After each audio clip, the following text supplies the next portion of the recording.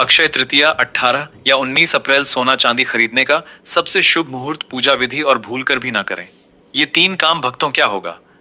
अगर अक्षय तृतीया के दिन खरीदा गया सोना आपके घर में सुख समृद्धि लाने के बजाय भयंकर दरिद्रता ले आए।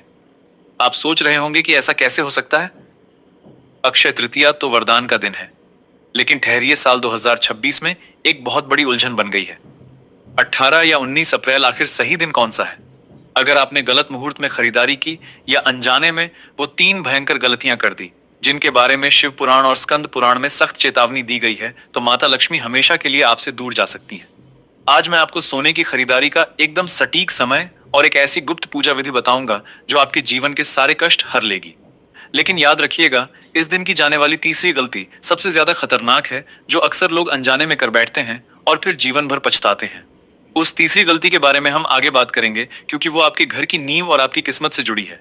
सबसे पहले यह समझना बहुत जरूरी है कि इस बार अक्षय तृतीया की असल तारीख क्या है और यह उलझन क्यों खड़ी हुई है। पंचांग के अनुसार वैशाख मास के शुक्ल पक्ष की तृतीय तिथि 18 अप्रैल की रात को 11:22 पर शुरू हो रही है और यह पवित्र तिथि 19 अप्रैल की रात 11:12 तक पूरी तरह से प्रभावी रहेगी। हमारे सनातन धर्म में उदया तिथि का सिद्धांत सबसे अधिक महत्व रखता है, यानी जिस दिन सूर्योदय के समय जो तिथि मौजूद होती है उसी को पूरे दिन के लिए मान्य किया जाता है। इस नियम के अनुसार साल 2026 में अक्षय तृतीया का पावन पर्व 19 अप्रैल दिन रविवार को ही बहुत धूमधाम से मनाया जाएगा। आपको किसी भी तरह के भ्रम या दुविधा में पड़ने की कोई आवश्यकता नहीं है। 19 अप्रैल का दिन आपके लिए चमत्कारिक सिद्ध होने वाला है। अक्षय यानी जिसका कभी क्षय ना हो, जो कभी नष्ट ना हो। इस ब्रह्मांड में जो कुछ भी शाश्वत है वह अक्षय है। इस दिन आप जो भी पुण्य करते हैं, जो भी दान करते हैं और जो भी संपत्ति घर लेकर आते हैं, उसका शुभ फल जन्म जन्मांतर तक आपके साथ जुड़ा रहता है। क्या आप जानते हैं कि यह दिन इतना खास क्यों है? इसी शुभ दिन पर भगवान विष्णु के छठे अवतार भगवान परशुराम जी का जन्म हुआ था। इसी दिन मां गंगा स्वर्ग की ऊंचाइयों से उतरकर भगीरथ के तप के कारण धरती पर आई थी। इसी दिन भगवान गणेश ने महर्षि वेदव्यास जी के साथ मिलकर महाभारत के महाकाव्य को लिखना शुरू किया था। यही वह दिन था जब भगवान श्री कृष्ण ने अपने परम मित्र सुदामा की घोर दरिद्रता को हमेशा के लिए मिटा दिया था। सुदामा जब अत्यंत संकोच के साथ मुट्ठी भर भुने हुए चावल लेकर द्वारिकाधीश के पास पहुंचे थे, तो भगवान ने उन चावलों को प्रेम से खाकर सुदामा की टूटी हुई झोपड़ी को रातों रात सोने के महल में बदल दिया था। यह कोई साधारण दिन नहीं है, यह दिन ब्रह्मांड की सबसे सकारात्मक और जादुई ऊर्जा से भरा हुआ है। अब बात करते हैं उस सबसे महत्वपूर्ण विषय की जिसका आपको बेसब्री से इंतजार है। सोना खरीदने का सबसे शुभ मुहूर्त आखिर क्या है?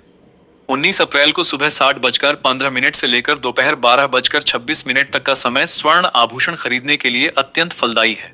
इसके अलावा दोपहर के समय में 1:53 से लेकर 3:32 तक का मुहूर्त भी बहुत शुभ माना गया है। अगर आप शाम के समय खरीदारी करना चाहते हैं तो शाम को 5:50 से लेकर रात 8:35 तक आप बेझिझक खरीदारी कर सकते हैं।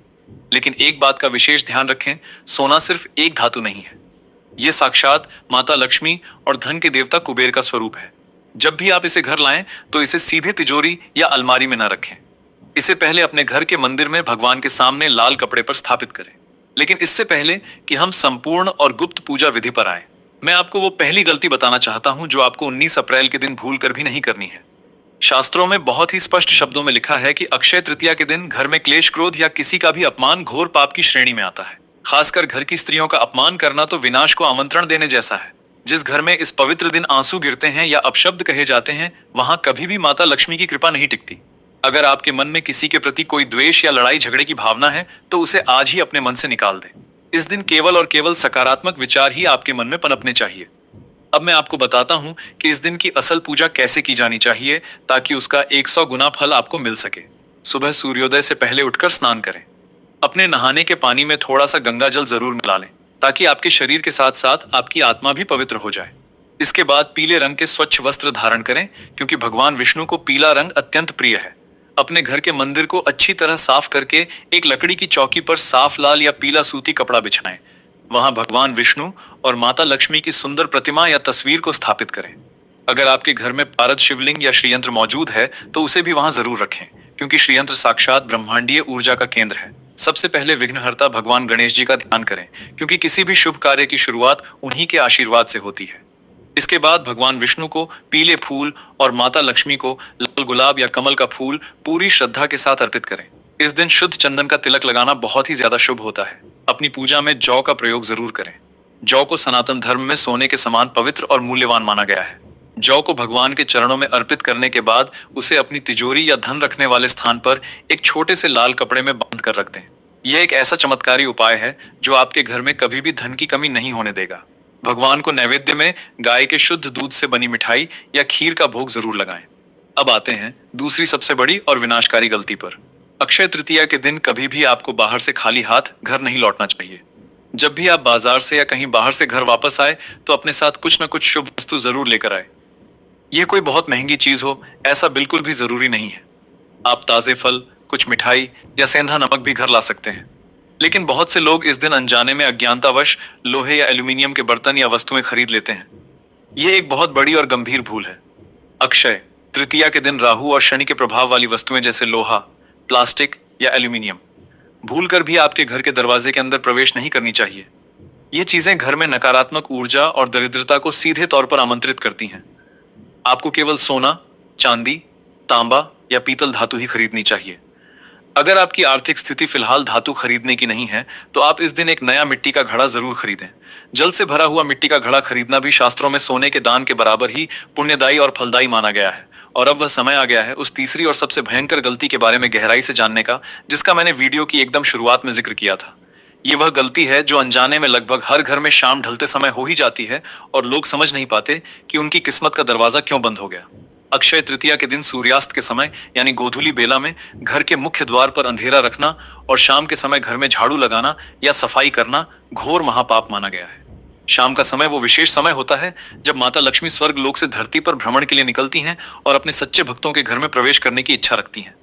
अगर आपके घर के मुख्य द्वार पर उस समय घोर अंधेरा होगा तो वो आपके दरवाजे से ही निराश होकर लौट जाएंगी। इसलिए शाम ढलते ही घर के मुख्य द्वार पर गाय के शुद्ध देसी घी का एक दीपक जरूर जलाएं। यह जलता हुआ दीपक इस बात का स्पष्ट संकेत है कि आप माता लक्ष्मी के भव्य स्वागत के लिए पूरी तरह से तैयार हैं और भूलकर भी गोधूली बेला में या रात के अंधकार में झाड़ू ना लगाएं, क्योंकि ऐसा करने से आप अपने घर की संचित सकारात्मक ऊर्जा और बरकत को खुद अपने ही हाथों से घर से बाहर निकाल देते हैं। अक्षय तृतीया का यह पावन दिन केवल धन कमाने या भौतिक सुखों को इकट्ठा करने का दिन नहीं है, बल्कि यह दिन आपके संचित कर्मों को अक्षय और पवित्र बनाने का भी सबसे बड़ा दिन है। इस दिन आपके द्वारा किया गया कोई भी छोटा सा दान कई हजार गुना बड़ा होकर आपके पास वापस लौटता है। प्राचीन काल से ही हमारे ऋषियों ने यह परंपरा बनाई है कि इस दिन शीतल जल का दान, शुद्ध अन्न का दान और जरूरतमंदों को वस्त्रों का दान जरूर करना चाहिए। आप किसी प्यासे राहगीर को पानी पिलाएं, किसी भूखे इंसान को प्रेम से भोजन कराएं या किसी गरीब को पहनने के लिए कपड़े दें।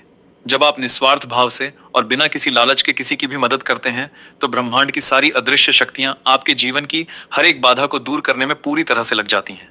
महाभारत के वन पर्व में एक बहुत ही अद्भुत कथा आती है कि जब पांचों पांडव अपना वनवास काट रहे थे तब जंगल में उनके पास भोजन की बहुत भारी कमी हो गई थी।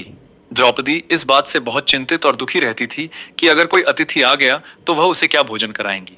तब भगवान सूर्यदेव ने प्रसन्न होकर युधिष्ठिर को एक ऐसा चमत्कारिक बर्तन दिया था जिसे इतिहास में अक्षय पात्र के नाम से जाना जाता है।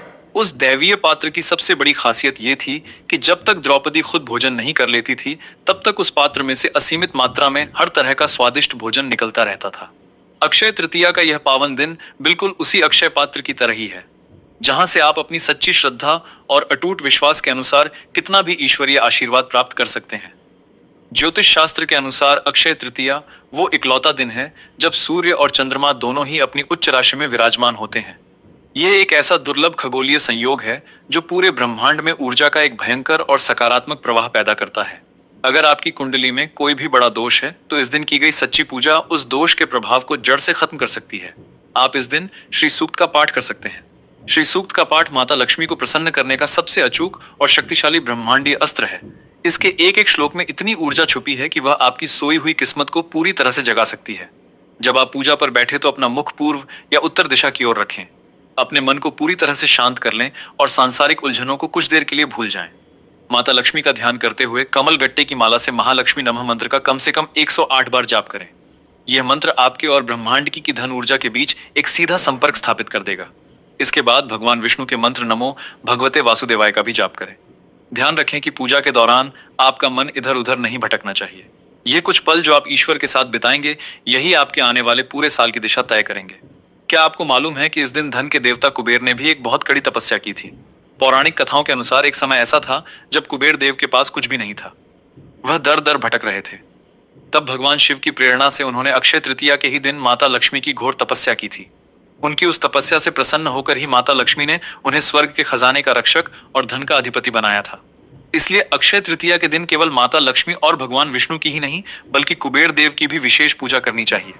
आप एक भोजपत्र पर लाल चंदन से कुबेर यंत्र बनाकर उसे अपनी अलमारी में रख सकते हैं। ये यंत्र एक चुंबक की तरह काम करता है जो चारों दिशाओं से धन को आपकी ओर खींचता है।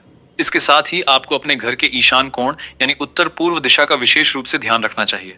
वास्तुशास्त्र के अनुसार ईशान कोण भगवान शिव और जल तत्व का स्थान होता है। अक्षय तृतीया के दिन इस कोने को एकदम साफ सुथरा रखें। वहां कोई भी भारी सामान या कचरा बिल्कुल भी नहीं होना चाहिए। इस जगह पर आप एक पीतल के बर्तन में स्वच्छ जल भरकर उसमें कुछ गुलाब की पंखुड़ियां डाल दें। यह छोटा सा वास्तु उपाय आपके घर के पूरे वातावरण को एक दिव्य ऊर्जा से भर देगा। जो लोग व्यापार करते हैं उनके लिए यह दिन अपने नए वही खाते शुरू करने का सबसे उत्तम दिन है। अपनी दुकान या ऑफिस की गद्दी पर बैठकर भगवान गणेश का ध्यान करें और हल्दी से स्वास्तिक का शुभ चिन्ह बनाएं। एक और बहुत ही गहरा रहस्य है जो मैं आपको बताना चाहता हूँ। इस दिन अगर आप अपने घर में एकाक्षी नारियल की स्थापना करते हैं तो वो बहुत ही ज्यादा शुभ होता है। एकाक्षी नारियल एक ऐसा दुर्लभ नारियल होता है जिसमें केवल एक ही आंख होती है, जबकि सामान्य नारियल में 3 आंखें होती हैं। इस एकाक्षी नारियल को साक्षात माता लक्ष्मी का जीवंत स्वरूप माना गया है। इसे लाल रेशमी कपड़े में लपेटकर उस पर कुमकुम का तिलक लगाकर अपनी तिजोरी में रखें। आप खुद महसूस करेंगे कि कैसे आपके घर में धन के नए और अप्रत्याशित मार्ग खुलने लगे हैं। अगर हम राशियों की बात करें तो यह दिन हर राशि के इंसान के लिए कुछ न कुछ खास लेकर आता है। मेष से लेकर मीन राशि तक हर कोई इस दिन की सकारात्मक ऊर्जा का पूरा फायदा उठा सकता है। वृषभ और तुला राशि के जातकों के लिए इस दिन चांदी खरीदना सोने से भी ज्यादा लाभकारी साबित हो सकता है, क्योंकि इन राशियों का स्वामी शुक्र है जो चांदी का कारक ग्रह है। कर्क राशि वाले इस दिन मोती धारण कर सकते हैं। मकर और कुंभ राशि वाले नीलम या लोहे को छोड़कर कोई भी शुभ धातु अपने घर ला सकते हैं। आप चाहे किसी भी राशि के हो, सबसे ज्यादा महत्व आपकी सच्ची भावना और आपके कर्मों का ही होता है। कई बार लोग यह सवाल भी पूछते हैं कि अगर वह सोना या कोई धातु नहीं खरीद सकते तो उन्हें ऐसा क्या करना चाहिए जिससे उन्हें भी अक्षय तृतीया का पूरा पुण्य मिले। ऐसे लोगों को निराश होने की कोई जरूरत नहीं है। आप इस दिन केवल एक मोर पंख खरीदकर अपने घर ले आएं। मोर पंख भगवान श्री कृष्ण का सबसे प्रिय आभूषण है। इस मोर पंख को अपने घर के मंदिर में या अपने बच्चों के पढ़ने के कमरे में रख दें। ये मोर पंख आपके घर की सारी नकारात्मक शक्तियों को सोख लेगा और आपके बच्चों को एक तेज बुद्धि और एकाग्रता प्रदान करेगा। इसके अलावा आप एक मुट्ठी साबुत धनिया खरीद कर ला सकते हैं। उस धनिये को माता लक्ष्मी के चरणों में चढ़ाएं और अगले दिन उसे अपने घर के गमले में बो दें। जैसे जैसे वह धनिया उगेगा वैसे वैसे आपके घर में आर्थिक समृद्धि बढ़ने लगेगी। एक बात जो बहुत कम लोग जानते हैं वह यह है कि इस दिन पितरों का आशीर्वाद लेना भी बहुत जरूरी होता है। अक्षय तृतीया के दिन किया गया तर्पण और श्राद्ध भी अक्षय हो जाता है, यानी उसका फल पितरों को अनंत काल तक मिलता रहता है। अगर आपके घर में अकारण ही बीमारियां बनी रहती हैं या कोई भी शुभ काम होते रुक जाता है तो यह पितृदोष का बहुत बड़ा संकेत हो सकता है। इससे बचने के लिए अक्षय तृतीया के दिन दक्षिण दिशा की ओर मुख करके अपने पितरों को जल जरूर दें। जल में थोड़े से काले तिल मिला लें। पितरों के नाम से किसी ब्राह्मण को या किसी गरीब को सीधा यानी कच्चा राशन जरूर दान करें। जब आपके पितर तृप्त होकर आपको हृदय से आशीर्वाद देंगे तो आपके जीवन की वो सारी रुकावटें जो आपको आगे नहीं बढ़ने दे रही थीं, वो अपने आप हमेशा के लिए खत्म हो जाएंगी। अब जरा सोचिए, एक अकेला दिन आपके जीवन में कितने सारे चमत्कारिक बदलाव ला सकता है। आपके पास पूरे साल में ऐसे अवसर बहुत कम आते हैं जब ग्रहों और नक्षत्रों की चाल आपके लिए एक ऐसा सुंदर योग बनाती है। 18 अप्रैल की रात से शुरू होकर 19 अप्रैल की रात तक का यह समय आपके लिए ईश्वर का एक बहुत बड़ा वरदान है। आपको इस समय का एक एक पल बहुत ही सावधानी और पवित्रता के साथ बिताना है। किसी भी तरह के व्यसन से इस दिन पूरी तरह से दूर रहें। मांस, मदिरा या किसी भी प्रकार के नशे का सेवन इस दिन आपको भयंकर पाप का भागीदार बना सकता है। सात्विक रहें, सात्विक भोजन करें और अपने विचारों में भी पूरी तरह से सात्विकता बनाए रखें। तो प्रिय भक्तों, आपको यह पावन वीडियो कैसा लगा हमें कमेंट में जरूर बताएं। अगर आप महादेव के सच्चे भक्त हैं, अगर आपके हृदय में भोलेनाथ के प्रति अटूट श्रद्धा और प्रेम है, अगर आप चाहते हैं कि महादेव की कृपा आपके जीवन में सदा बनी रहे, आपके घर में सुख, शांति और समृद्धि का वास हो और आप सच्चे मन से महादेव को प्रसन्न करना चाहते हैं, तो अभी इसी क्षण वीडियो को लाइक करें, हमारे YouTube चैनल को सब्सक्राइब करें और कमेंट बॉक्स में पूरे विश्वास और भक्ति के साथ लिखें, हर हर महादेव। धन्यवाद।